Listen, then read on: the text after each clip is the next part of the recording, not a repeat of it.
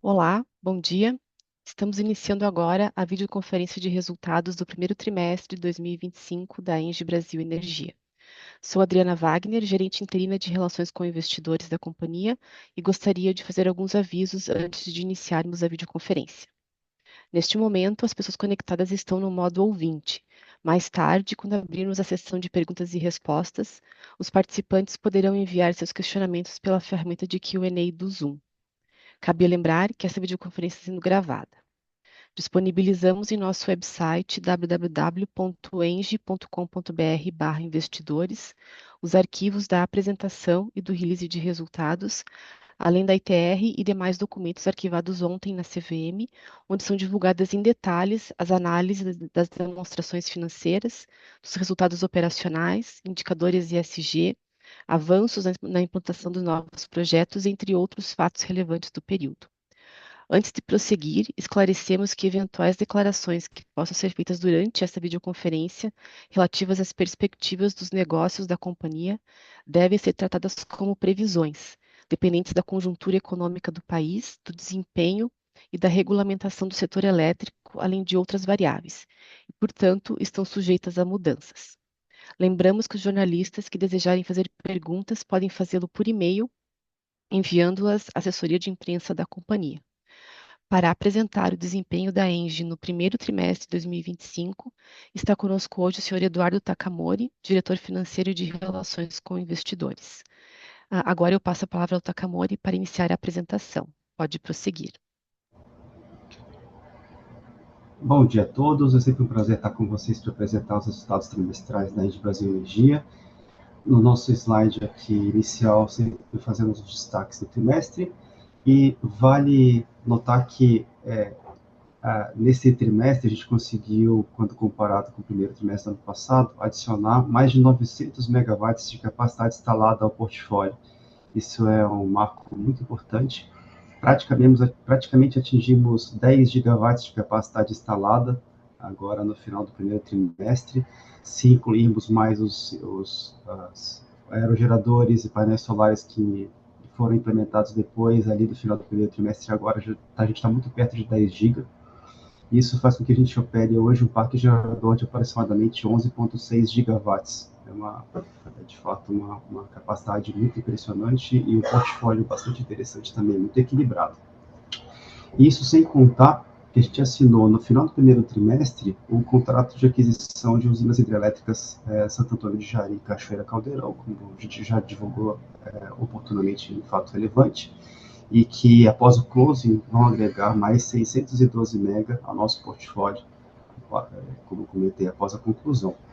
Do ponto de vista de EBITDA ajustado e lucro líquido ajustado, agora passando para os pequenos gráficos de barra, a gente teve, descontando o efeito da venda parcial da TAG no primeiro trimestre do ano passado, a gente teve um aumento de EBITDA de 1,8 para 2 bilhões de reais, em comparativo entre trimestres, o que representa um ajuste de 12,4%, e um aumento de lucro líquido ajustado de 3,8%, e naturalmente a gente vai entrar em bem mais detalhes na seção da parte financeira mais para frente.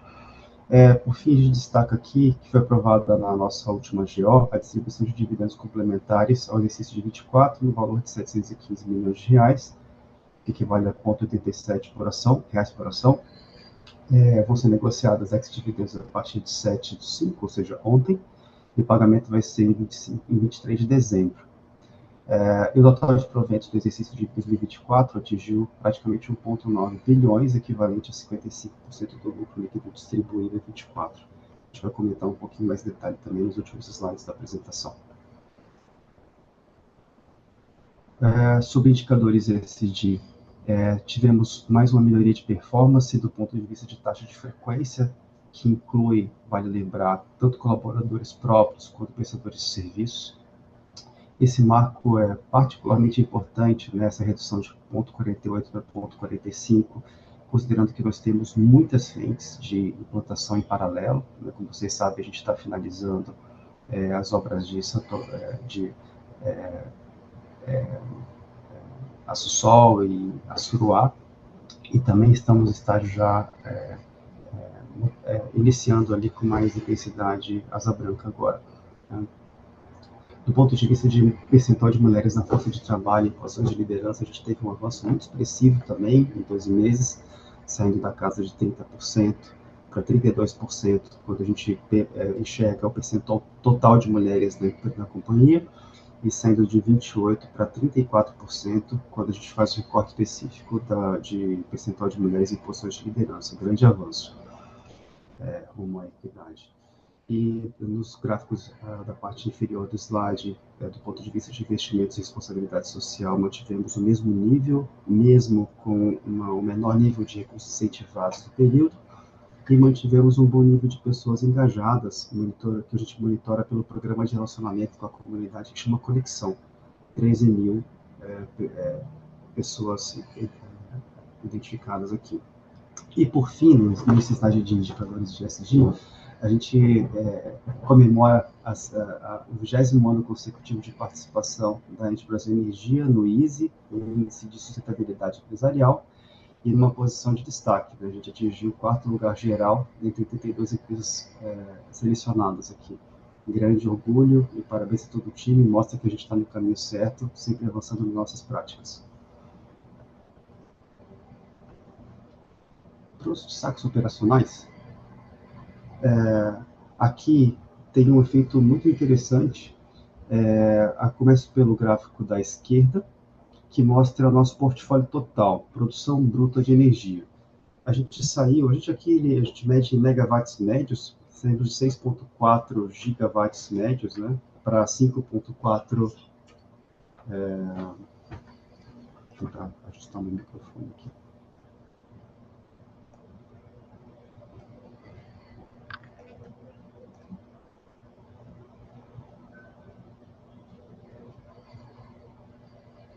Me avisa se estiver melhorado.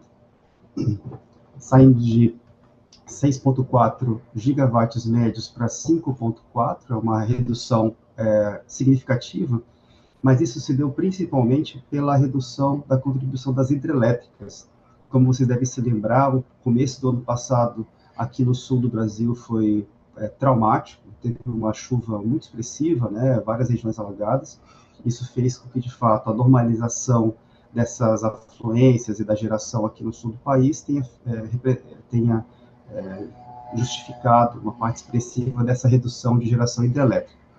Quando a gente faz um recorte especificamente de fontes complementares, ou seja, eólicas, PCHs, biomassas e solares, que é o gráfico da direita, a gente já consegue mostrar um avanço muito expressivo.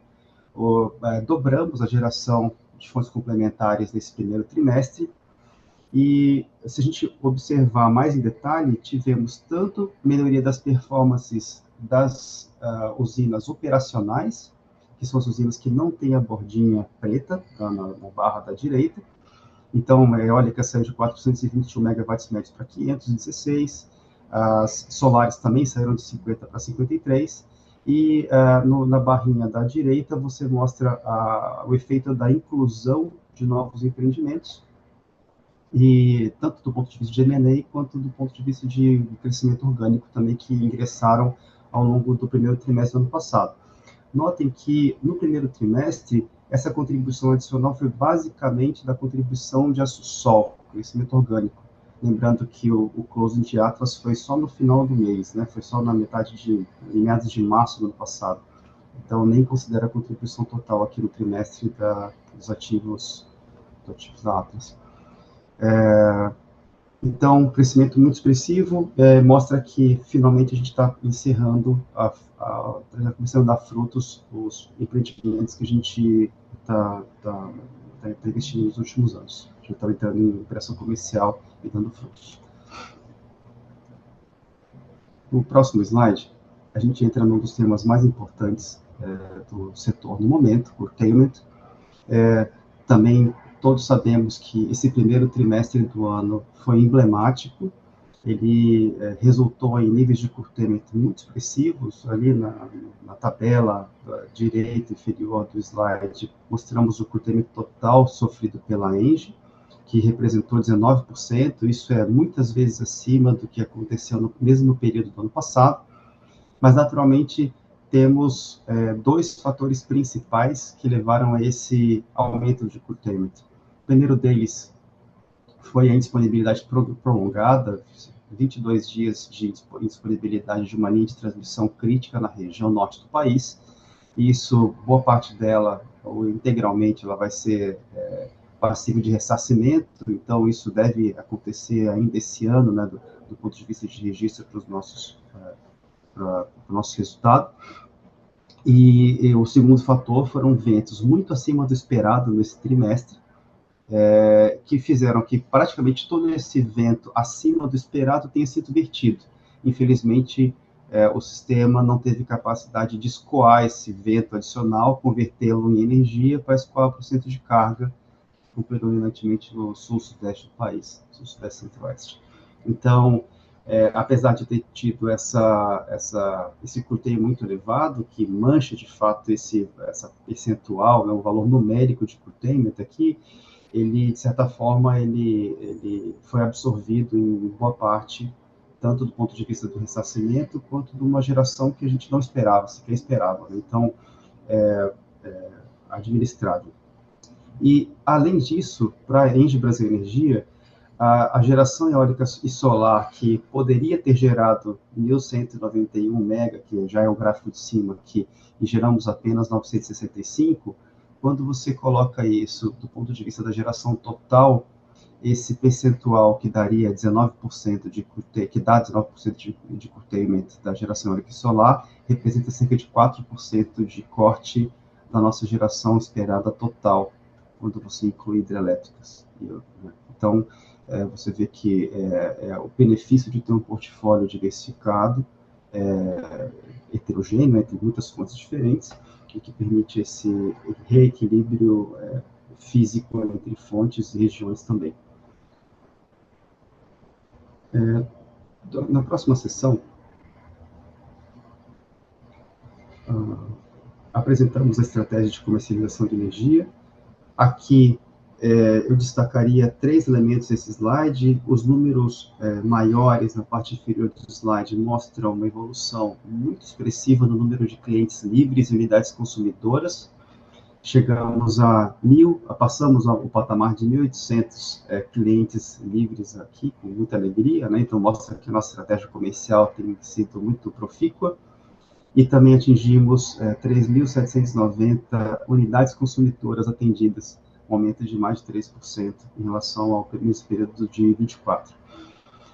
E do ponto de vista de energia descontratada, que são as barras, eu destacaria as barras cinzas do gráfico da direita superior, mostram que a gente teve uma redução de mais ou menos 1% do nosso portfólio total para os anos de 25, 26, 27 e 28, e uma venda um pouco mais acelerada no ano de 29. Isso aqui está bastante compatível com a nossa expectativa para o primeiro trimestre.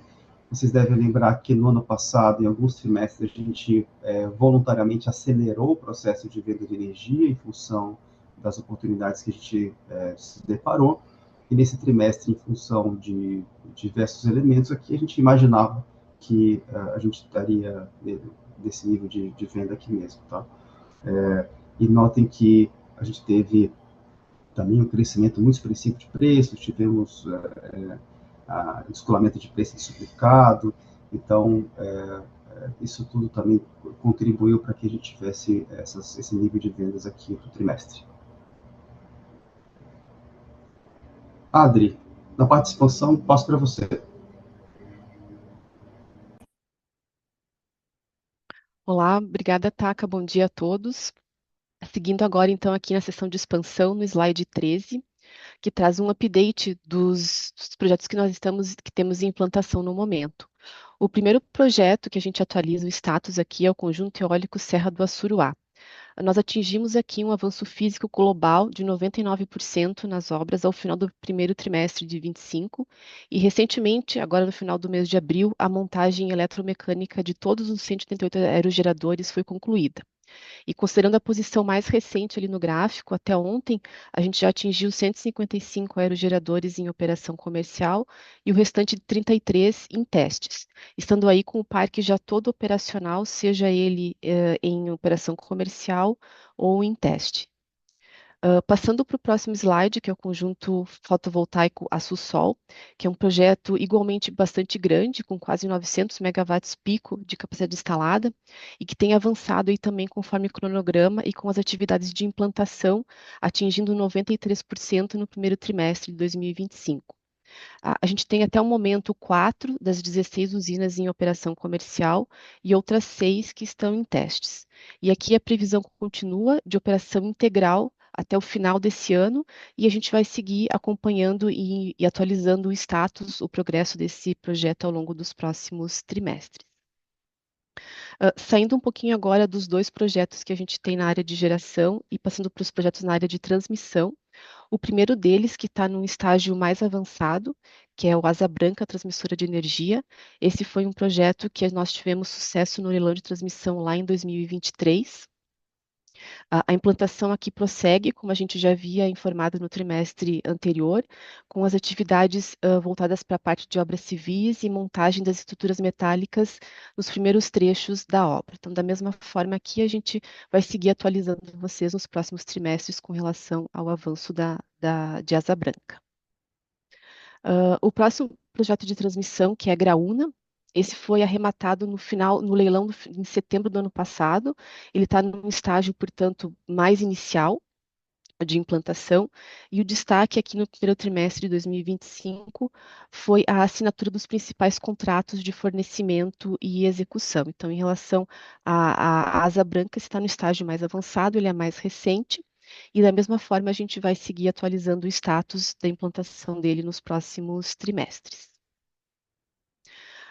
Acabando essa parte com o que são os projetos que estavam em construção, né, os dois de geração e os dois de transmissão, a gente inseriu aqui um slide sobre a assinatura do contrato de aquisição de duas usinas hidrelétricas estão localizadas no Amapá, que ocorreu recentemente, agora no finalzinho de março, dia 21 de março, que são as usinas Santo Antônio do Jari e Cachoeira Caldeirão.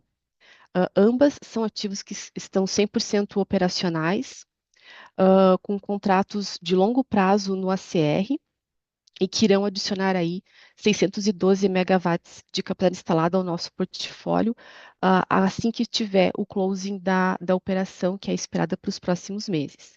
Um ponto importante destacar que também essa aquisição alonga o prazo médio das nossas concessões e que a gente vai atualizar aí nos próximos meses com relação à expectativa de closing. Então, lembrando que essas estão em processo de aquisição, então por isso que a gente inseriu esse slide aqui para atualizar vocês com relação a essa adição de capacidade que vai acontecer após o fechamento da operação. Indo para o próximo slide, que já é o nosso slide tradicional sobre a usina hidrelétrica Giral, e só relembrando para quem não acompanha mais de perto, que é uma usina em que o nosso controlador, a Engie Brasil Participações, detém uma participação de 40%. Aqui não temos grandes novidades, apenas reforçando que operacionalmente a usina tem performado muito bem, mantendo aí 100% de fator de disponibilidade, também agora no primeiro trimestre, como a gente viu aí em períodos anteriores. E chegando agora no último slide dessa sessão de expansão, aqui a gente faz um resumo dos projetos que estão em construção, que são esses que estão no lado esquerdo do gráfico, como a gente passou até agora há pouco, os dois de geração, os dois de transmissão. E no lado direito, a gente tem os projetos que estão em desenvolvimento, ou seja, eles estão em carteira, aguardando ainda condições comerciais para que possa ser eventualmente viabilizada a sua implantação. Então, aqui a gente faz um fechamento dessa sessão com os dois lados do slide para deixar bem claro o que está em construção no momento e os que estão em desenvolvimento. E com isso eu encerro essa sessão de expansão e eu devolvo a palavra agora para o Takamori para o desempenho financeiro. Obrigado, Adri. Com relação à performance financeira, ainda demonstramos tanto Return on Equity quanto ROIC em níveis muito bons, apesar do declínio natural entre trimestres e anos aqui, em função da maior capital investido e maior patrimônio líquido alocado para a operação da companhia, esperado, né? Mas ainda assim são valores bastante expressivos. E da parte azul aqui, do lado direito do slide, eu destaco que aquelas gráficos de pizza na parte inferior, que desde 2024 nós temos ali um nível de aproximadamente 25% de contribuição de ativo de transmissão e da TAG.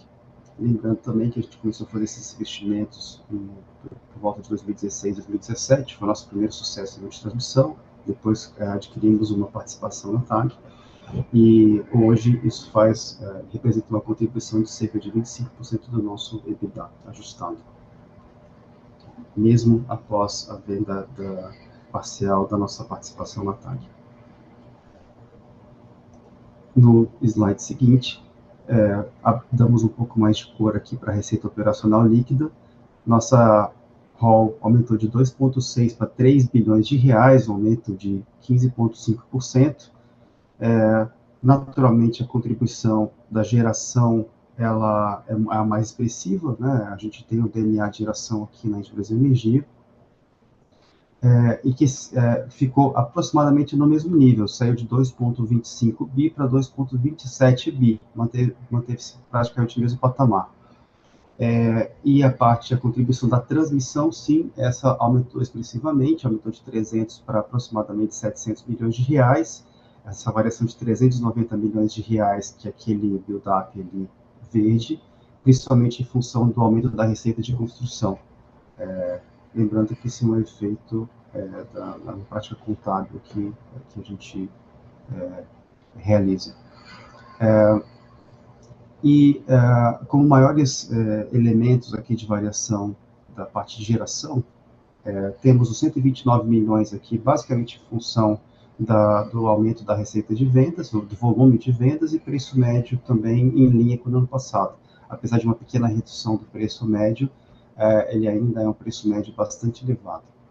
E que praticamente 129 milhões de reais praticamente foi neutralizado pela menor contribuição das hidros, como a gente tinha mencionado no começo, a menor geração hidro, principalmente no sul do país, fez com que a gente tivesse menos liquidação de energia na CCE e fizesse essa certa normalização de nível de operação na CCE. E os outros itens são um pouco menos materiais aqui. No slide de participações societárias, a gente introduz aqui uma espécie de bridge da TAG, porque TAG, como a gente tem uma participação, ela entra como perímetro, né? Então, a contribuição para o nosso EBITDA é a nossa participação em cima do lucro líquido da TAG do primeiro trimestre de 25, que quando você vê a abertura aqui, a ROL dela foi de 2,34 bi, após ajuste de todos os custos, despesas e impactos aqui de resultado financeiro imposto aqui, ela gerou aproximadamente 950 milhões de reais de lucro líquido no primeiro trimestre. Considerando nossa participação de 17,5%, gera uma contribuição para o nosso EBITDA de 167 milhões de reais.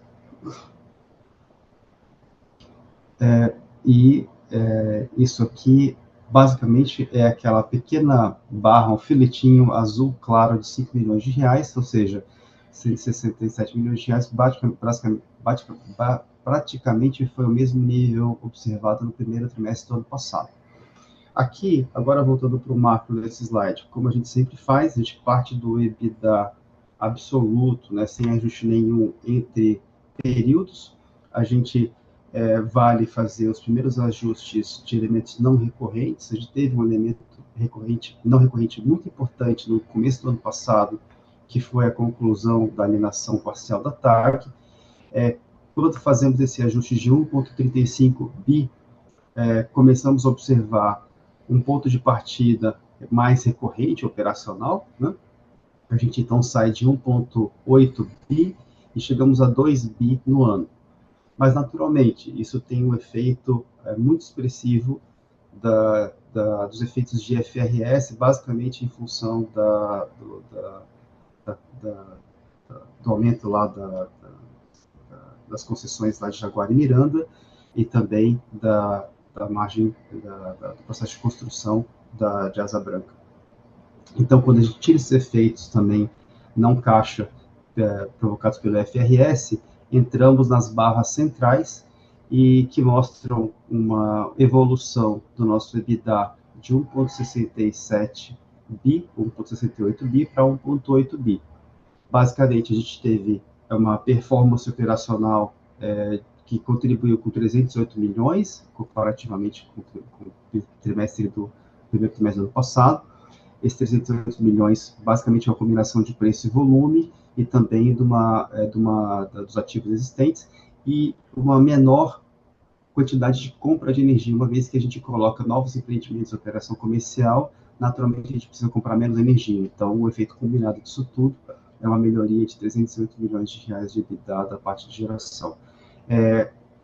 Segunda barra, que subtrai um pouco desse benefício, mecânico também. A gente acabou de falar que teve uma redução de operações de curto prazo na CCE, em função da menor chuva, principalmente no primeiro trimestre desse ano, comparado com o ano passado, e também uma maior estrutura de custos e despesas operacionais aqui em 45 milhões de reais, basicamente em função da entrada de operação de novos ativos aqui, a Suruá e Santo Agostinho, e assim como já alguns custos de aquisição de conjuntos fotovoltaicos, que a gente já mencionou anteriormente.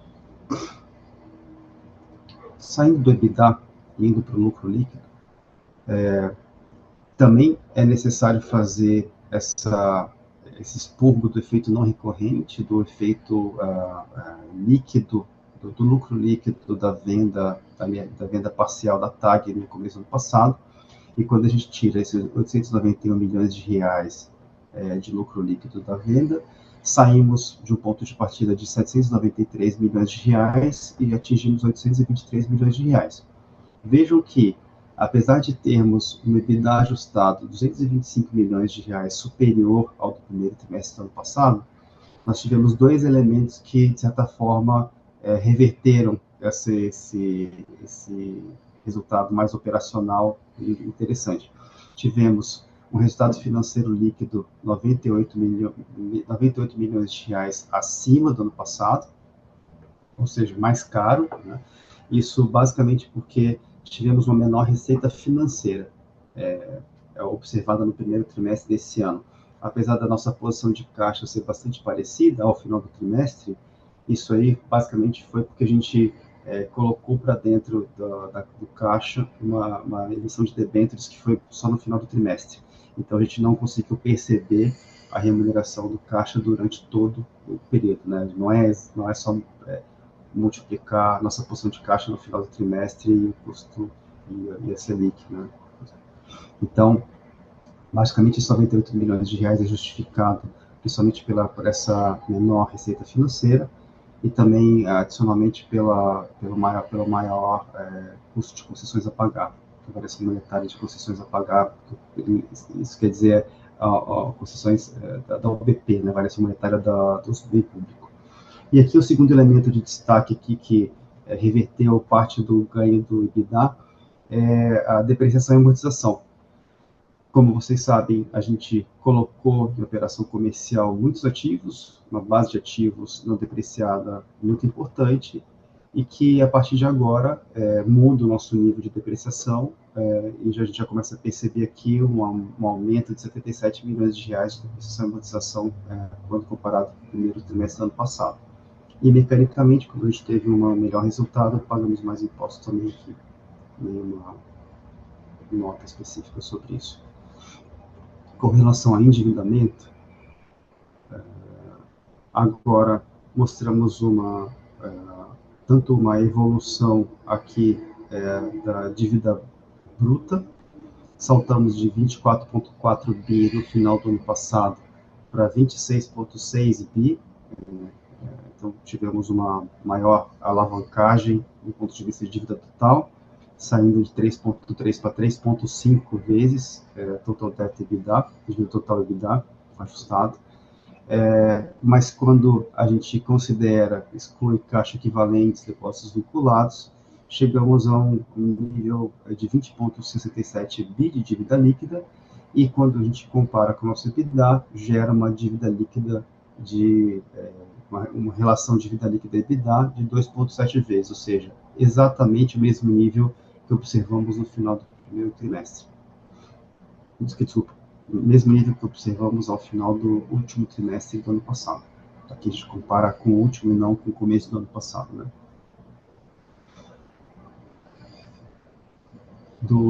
Quanto a perfil e composição de dívida, temos um perfil bastante adequado à nossa capacidade de pagamento, geração de caixa da companhia. O que vale destacar aqui é, naturalmente, que as nossas últimas emissões, a gente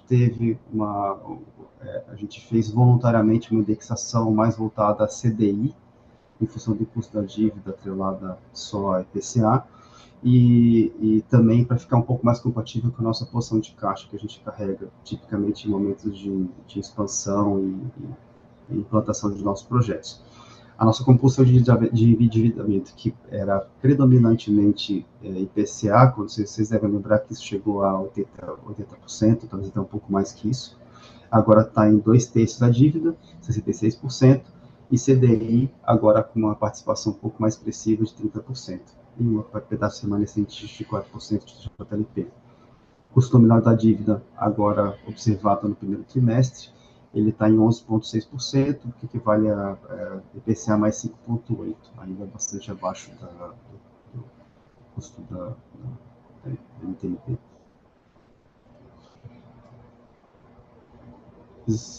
Aqui, só voltando no último slide aqui, só queria destacar que na parte da dívida aqui, que a gente fez uma coisa bastante inovadora, a gente sempre tenta otimizar o portfólio, criar valor para os acionistas, tomando a dívida com as estruturas mais inteligentes, de forma mais inteligente possível, né? E dessa vez a gente fez uma negociação com os nossos bancos parceiros, onde parte da comissão de estruturação dessa debênture ela foi paga com créditos de carbono. Isso foi, até o nosso conhecimento, foi a primeira operação desse tipo no Brasil, e nos dá muito orgulho, porque, de fato, a gente cria valor tanto para os nossos parceiros quanto para os nossos acionistas aqui. Parabéns ao time que liderou a operação. Quanto ao plano de investimentos, aqui a gente, no último trimestre, mostrou um nível de cerca de 4 bi esperado, comprometido em 2025. Naturalmente, agora, com a assinatura do contrato de compra e venda, já indicamos qual será o valor adicional a ser investido, né, nesse empreendimento, nesses ativos, nessas hidrelétricas que a gente está em processo de aquisição, o que vai elevar, após closing, o investimento para 7,1 bilhões de reais. E os níveis de 26 e 27 permanecem nos mesmos níveis, de 2,1 e 2,3 bi. Quando você dá um pouco mais de cor, um pouco mais de informação aqui sobre esses valores aqui, basicamente, 2025, a parte azul ali, né, um pouco azul esverdeado ali, ele é basicamente metade para finalizar os investimentos em Açu-Sol e Açuruá, e metade e a outra metade, cerca de 2 bilhões, é para fazer já o investimento em Asa Branca, né? Porque a Asa Branca agora já começa a entrar numa fase de investimentos mais expressivos. E daí, para os anos seguintes, 26 e 27, basicamente todo o investimento já comprometido é para finalizar os projetos de Asa Branca e Graúna. Também, então, a gente tem um plano de investimentos bastante importante ainda para esse ano e para os próximos anos. Quanto à política de dividendos, aqui mostramos já o efeito dos dividendos a dividendo por ação de 2,3 bi aqui, e que resulta naturalmente num payout. A gente confirma aqui o payout de 55% para o ano passado, resultando num dividend yield de 5,6%. 45% para o ano. Tá? Naturalmente, a gente tem interesse sempre em maximizar esse payout, mas em função do nosso momento de crescimento, de expansão, tanto de forma orgânica quanto inorgânica, a administração tomou a decisão de reduzir isso para o nosso compromisso de payout mínimo de 55%, o que também é bastante acima do mínimo estatutário e legal, para o comunicador distribuído. Com isso, encerramos a parte mais formal e abrimos para a sessão de Q&A, certo, Adri? Isso mesmo, obrigada, Taka. A gente inicia agora a sessão de perguntas e respostas, e só lembrando, para fazer uma pergunta, basta utilizar a ferramenta de Q&A ali do Zoom. A nossa primeira pergunta vem do Vitor Cunha, analista sell-side do Itaú BBA, e ele pergunta: poderiam dar mais detalhes em relação à estratégia de alocação da garantia física para o ano? Além disso, a companhia foi afetada negativamente pela diferença de preços nos submercados Nordeste e Sudeste. Qual a exposição da companhia a esse risco de submercados, se alguma? Vitor, obrigado pela pergunta. Infelizmente, a gente não pode dar mais detalhe em relação à estratégia de alocação de garantia física, porque é considerada uma informação sensível e que, de fato, afeta a nossa capacidade de atuação comercial.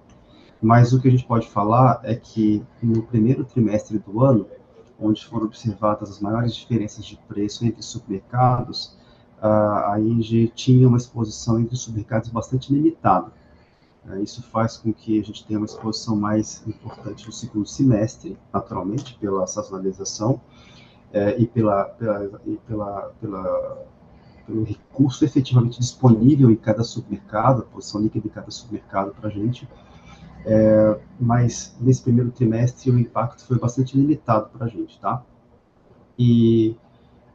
Mas naturalmente temos essa exposição.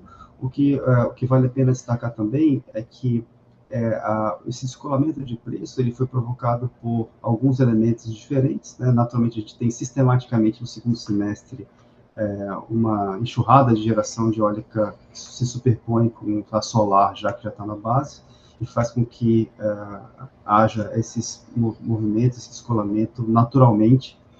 O que aconteceu no primeiro trimestre foi, de fato, tanto uma geração potencial, né, um vento muito expressivo, aliada com uma geração muito expressiva também de Belo Monte e a conjuntura toda da rede de transmissão fez com que a gente tivesse esse nível de curtamento muito grande.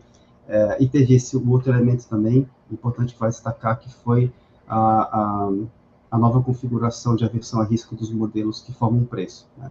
Então, a combinação disso tudo fez com que tivesse um descolamento de preço mais expressivo no primeiro trimestre.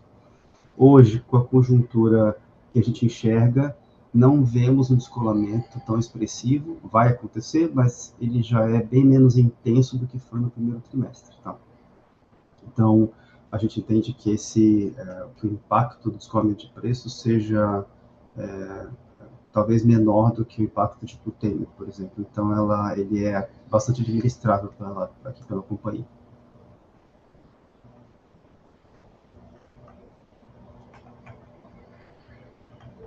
Obrigada, Taka. Seguindo aqui com as perguntas, a gente tem duas perguntas de investidor de pessoa física, do Felipe e do Matheus, referente a dividendos. Eu vou juntar as duas na mesma pergunta porque elas são correlatas, tá? Eles perguntam qual o motivo da empresa divulgar os dividendos e não realizar o pagamento após o anúncio, e se eles serão reajustados por inflação. E a segunda pergunta, a questão do espaçamento entre a Datacom e a data de pagamento dos dividendos. Ok, pergunta justa. Não vão ser reajustados pela inflação, naturalmente, mas aqui a gente tem passado por um período de investimento muito expressivo. Vocês devem lembrar que no ano passado fizemos investimentos da ordem de 10 bilhões de reais, que é muito acima da nossa EBITDA, nossa capacidade de geração de caixa. Isso fez com que a gente tivesse que tomar uma série de medidas, tanto para proteger a capacidade de pagamento e não ter um problema de caixa na companhia, quanto fazer decisões, de certa forma, conservadoras, né? e infelizmente a gente não conseguiu pagar e fazer esse encurtamento dos prazos, mas isso não é não vai ser recorrente, tá? A gente acredita que vai conseguir reduzir essa distância ao longo do tempo. Obrigada, Isso. tá? Tá. Pode falar. Oi? Quer Não, complementar? Pode complementar. não. Tá, ok. A próxima pergunta também vem do Felipe, nosso investidor pessoa física, e ele pergunta se a empresa enxerga que a alavancagem está chegando próxima ao seu pico ou tende a crescer dadas as últimas aquisições. Não, ela vai continuar aumentando. O que a gente sempre observa é a nossa capacidade de geração de caixa, nosso perfil de pagamento da dívida e o nosso rating. Então, a gente tem hoje um rating reafirmado pela Fitch, que é de AAA, para dívidas de longo prazo, e, naturalmente, a gente monitora isso com bastante atenção.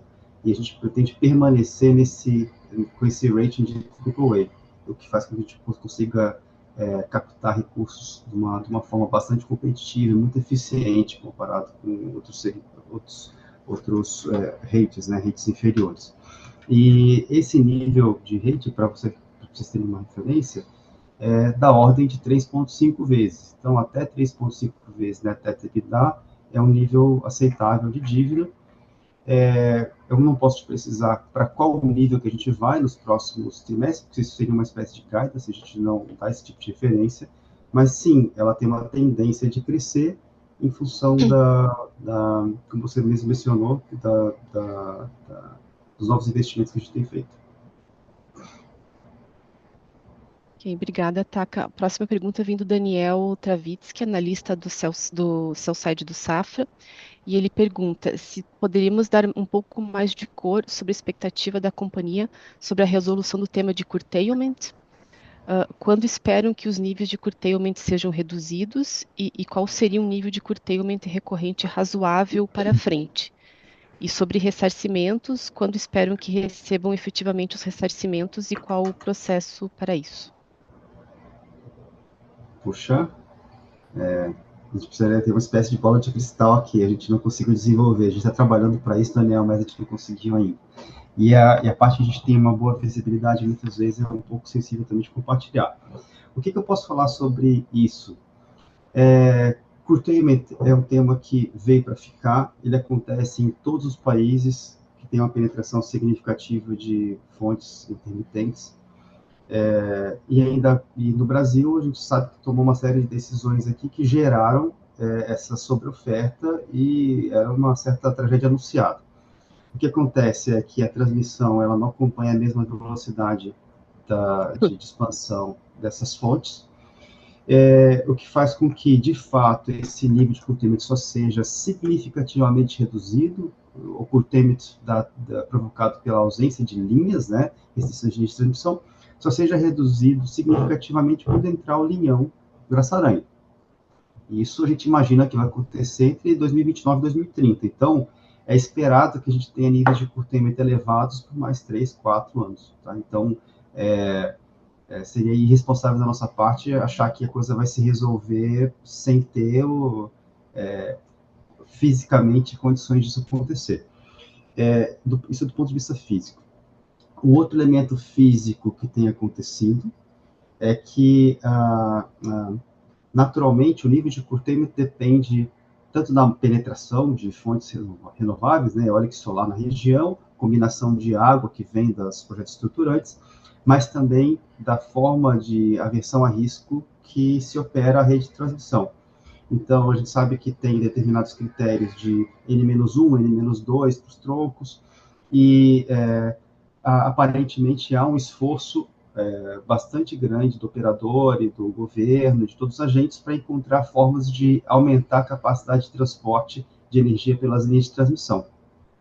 E dependendo da solução, isso pode gerar uma redução significativa do curtailment. Ele pode reduzir curtailment entre 1.000, 1.500, até 2.000 mega, dependendo da solução que for adotada, mesmo sem ter um aumento muito significativo ou expressivo de risco de operação do sistema. Então, isso, dependendo do timing que isso acontecer, né, desse novo conjunto de parâmetros e de soluções de curto prazo, pode acontecer num horizonte talvez de poucos meses. Então, depende um pouco da conclusão desse grupo de trabalho que está analisando formas de aumentar a capacidade de transporte da transmissão. Tem uma parte, mesmo que a gente, Daniel, tem uma parte que mesmo que a gente resolva a parte de transmissão, a gente vai acabar tendo algum nível de curtamento provocado pela falta de capacidade de consumo, falta de demanda para toda essa energia. Isso a gente já observa, de certa forma, nos finais de semana, onde mesmo com capacidade ociosa de transmissão, você ainda tem algum corte ali que pode ser expressivo dependendo do período do ano e finais de semana. Tá? Então, a gente não consegue mais imaginar um país sem tendo curtamento físico. E daí a última pergunta que você fez foi sobre quando vai ser ressarcido, né? Então, a gente também tem um pouco de dificuldade de prever isso. Há o regramento já definido para que seja feito esse ressarcimento. A gente espera que a gente consiga efetivamente receber isso até o final do ano. Então, essa é a melhor informação que temos hoje. Mas, naturalmente, isso depende um pouco da mecânica da CCE, de validação de algumas regras, eventualmente para eólica. Então, isso depende também de um pouco de esforço e capacidade de execução, não só da gente aqui. Ok, obrigada, Taka. A próxima pergunta é do Matheus Caetano, a lista da Warren. Ele gostaria de saber se a gente pode dar mais detalhes sobre a operação envolvendo o pagamento via créditos de carbono, como foi estruturado e como a companhia vê esse mercado. E se temos espaço para mais iniciativas do tipo, dado o perfil da companhia e o potencial da mesma em gerar esses créditos de carbono. Foi só um pitch, tá, Matheus? Então, assim, que bom que você se interessou. Vamos falar na sequência, vamos entrar em contato para que você tenha mais detalhes, mas com certeza tem mais espaço para esse tipo de iniciativa e toda a parte de financiamento verde e operações criativas são bem-vindas, porque é assim que a gente começa a criar mais valor para os acionistas e fazer reafirmar nossas políticas de ESG. Então, tem tudo a ver e tem sim mais espaço para fazer esse tipo de operação, sim. E lembrando, né, a Engie, ela é uma grande geradora de crédito de carbono, tanto dos clássicos CERs, quanto também directs, indirects. Então, a gente tem um portfólio bem grande de produtos aqui e que a gente consegue atender basicamente qualquer tipo de demanda em qualquer escala que seja necessária pelos nossos clientes parceiros. Obrigada, Taka. A próxima pergunta vem do Guilherme Lima, analista do Santander, e ele perguntou se a gente poderia comentar em relação à possível proposta de aumento do escoamento de energia entre os subsistemas para aumentar a geração renovável no Nordeste, que está em avaliação pelo CMCE, e como estão avançando as discussões de curtailment. Eu creio que a gente já comentou essa resposta, Adri. Então, na prática, sim, tem uma série de ações, né? Tem ações do ponto de vista de tentar repassar parte desse custo para os consumidores finais. A gente tem ressalvas, porque acho que só parte do curtailment, vou refazer a frase.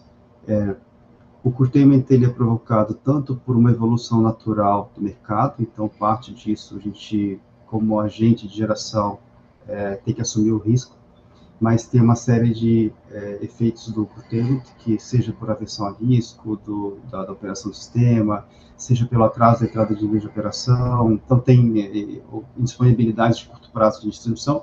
Isso, de fato, deveria ser passado para o segmento de consumo, né? Ele não deveria ficar no segmento de geração, mas só apenas parte disso foi regulamentado até o momento, ou tem previsão legal para ser repassado, né? Para ser aliviado e exonerado do segmento de geração.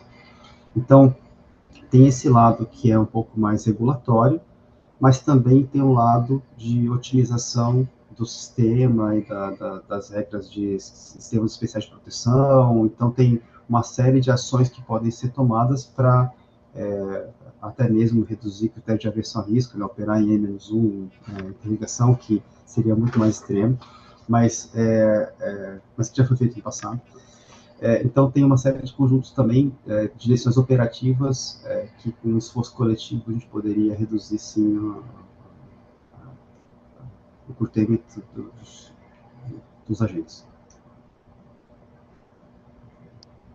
Obrigada, Taka. A nossa próxima pergunta vem da Nayane Mendes, também investidora pessoa física, e ela parabeniza pelos resultados e pergunta se existe alguma atualização sobre hidrogênio verde. Obrigado pelos parabéns, Nayane. O hidrogênio verde ele está num estágio bem menos desenvolvido, bem menos maduro do que a gente imaginava, né? Então, a gente tinha, inclusive, uma célula de desenvolvimento de projetos de hidrogênio verde aqui dentro da Engie Brasil Energia, mas nesse momento a gente decidiu dar um passo atrás e esperar tanto a tecnologia quanto a cadeia de valor amadurecerem um pouco mais.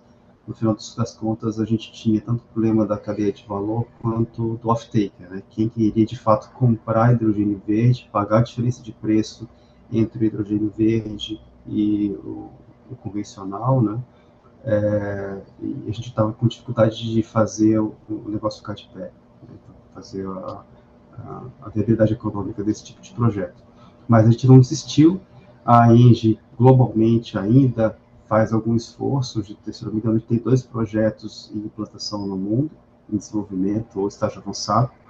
Mas aqui no Brasil, a gente decidiu focar um pouco mais na entrega dos nossos projetos eólicos, solares e da expansão aí de transmissão e de aquisição da expansão do nosso portfólio também por M&A para criar mais valor para o acionista, tá? Então a gente decidiu dar uma pausa aqui. Sim. Obrigada, Taka. A gente tem mais algumas perguntas que nós vamos endereçar aí diretamente aos participantes. E eu queria agora devolver a palavra ao Takamori para as considerações finais. Muito obrigado pela participação de todos. Aqui, queria só destacar que nesse trimestre a gente conseguiu mostrar que, apesar de todas as adversidades que tem acontecendo no setor elétrico, no Brasil e no mundo, a gente conseguiu manter um excelente nível, tanto de EBITDA quanto de lucro, e que mostra que todo esse investimento que a gente tem feito nos últimos anos já tem começado a dar frutos. A gente ainda vai continuar vendo os efeitos desses novos ativos entrando em operação comercial, seja do ponto de vista de geração, seja do ponto de vista das transmissoras, que devem entrar um pouco mais para frente nos próximos anos. Obrigado pela participação de todos. Pessoal, agradecemos a participação de todos, continuamos à disposição e tenham todos um bom dia.